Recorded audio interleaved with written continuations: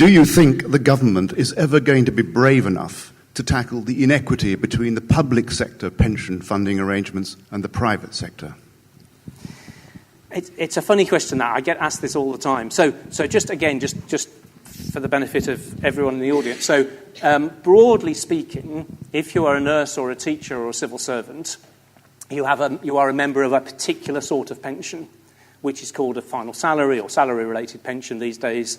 And it means that the pension you get relates to what you used to earn, it's guaranteed for as long as you live, it's linked to inflation, etc. It used to be the case that those sorts of pensions were readily available in the private sector. You work for a big firm or a company or a senior position, you also got one of those sorts of pensions. These days, virtually nobody outside the public sector does. I guess I'd make 2 or 3 observations. One is obviously, if pensions are deferred pay, what we have to look at is the combination of salary and pension. So it's not just a matter of, well, final salary is better than not, and therefore public sector are getting a better deal. You've got to add the pension and the pay and look at the package. And opinions differ as to what conclusion that would lead you to. I think the second thing to say is there have been massive changes to public sector pensions in the last 5 years. For example, when the last government started, a teacher or a nurse or a civil servant could draw a pension at 60 years of age. It's now state pension age-ish. 67, whatever it is. So that's taken away probably a quarter of the pension from, a new teacher starting today who would have got a pension at 60, now gets it at 67, has just lost a quarter of their pension. That's a massive change. That's not, and switch to consumer price indexation, not RPI, took 100 billion out as well.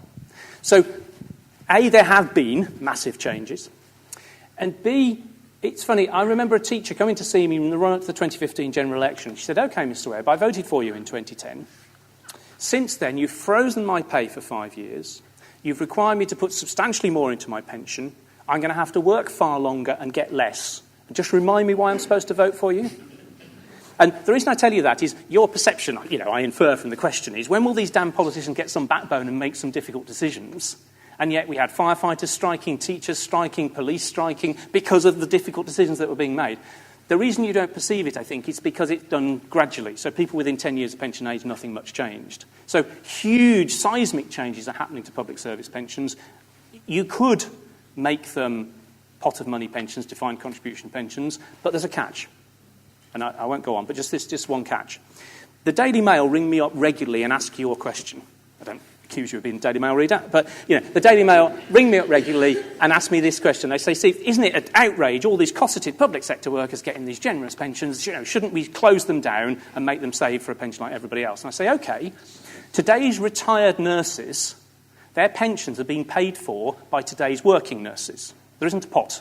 There's no NHS pot. Today's hospitals, today's nurses are paying for today's retired nurses. If you shut the NHS pension scheme, who's going to pay for today's retired nurses? Because today's working nurses are going to want to put their contribution into their own pension pot because they'll need it.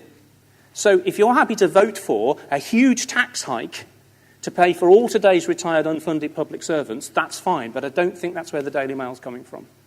So, I'm being slightly facetious, but in other words, I'd say there have been huge changes.